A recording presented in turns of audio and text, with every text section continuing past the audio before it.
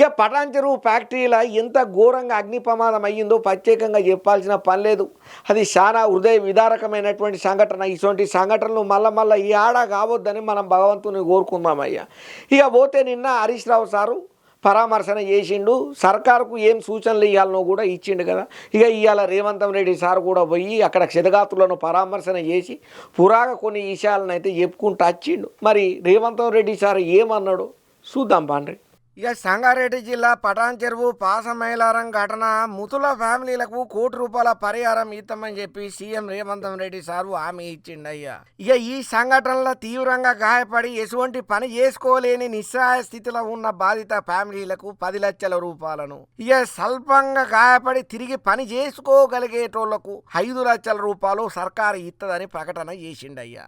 ఇంకంతనే కాదు, చనిపోయిన వాళ్ళ పిల్లల చదువుల బాధ్యత సర్కారు తీసుకుంటుంది. గురుకులాల సీట్ల గురించి మాట్లాడాలని అధికారులకు సూచనలు చేసిండయ్యా రేవంత్ రెడ్డి సారు. బాధితులకు సర్కారు తరపున వైద్యం అందించే బాధ్యత పూర్తిగా మేమే తీసుకుంటాం. ఇక మంత్రులు అధికారులతో కలిసి ప్రమాద స్థలాన్ని పరిశీలన చేసిన సీఎం రేవంత్ రెడ్డి సారు ఉమ్మడి రాష్ట్రంలో తెలంగాణలో ఇన్ని ప్రాణాలను బలిగొన్న ప్రమాదం ఏడా లేదని ఆవేదనను వ్యక్తం చేసుకుంటూ వచ్చిండు. ఫైరు, హైడ్రా, డిజాస్టర్, రెవెన్యూ శాఖల సమన్వయంతో సహాయక చర్యలను చేతబడుతున్నామని చెప్పుకుంటూ వచ్చిండు. ఈ ఘటనలో ఎటువంటి సహాయక చర్యలు తీసుకోవాలనో ఆదేశించడం అయ్యిందని కూడా అన్నాడు. ఈ ఘటన అధికారికంగా సమాచారం ప్రకారం 36 మంది ఇప్పటి వరకు చనిపోయినరని, ప్రమాద టైంలల్లో పరిశ్రమలో 143 మంది ఉన్నారని, 50 మంది వివరాలు అధికారుల దృష్టిలోకి వచ్చినాయని చెప్పి మిగతా వాళ్ళు శిథిలాల కిందనే ఉన్నారా లేక భయంతో టచ్లోకి రాలేదా అనేది కూడా క్లియర్ కట్ గా తెలియాల్సి ఉన్నదని చెప్పుకుంటూ వచ్చిండు. సిగాచి ఫ్యాక్టరీ ప్రమాదాన్ని సర్కారు తీవ్రంగా పరిగణన చేస్తున్నది.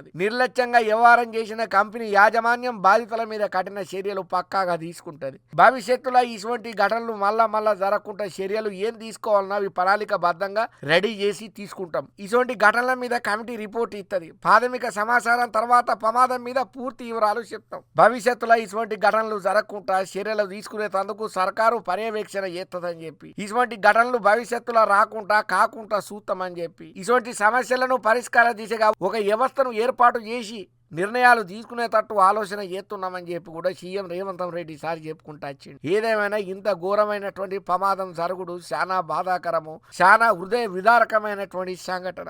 అయినా ఈ రోజులలో మనుషులు బతకాలంటేనే చాలా కష్టం ఉన్నది. ఎక్కడ ఎప్పుడు ఎటుకెంచి ఏ ప్రమాదం వచ్చి ప్రాణాలను గుంజుకపోతుందో ఎవ్వరు చెప్పలేని పరిస్థితి మోపైంది.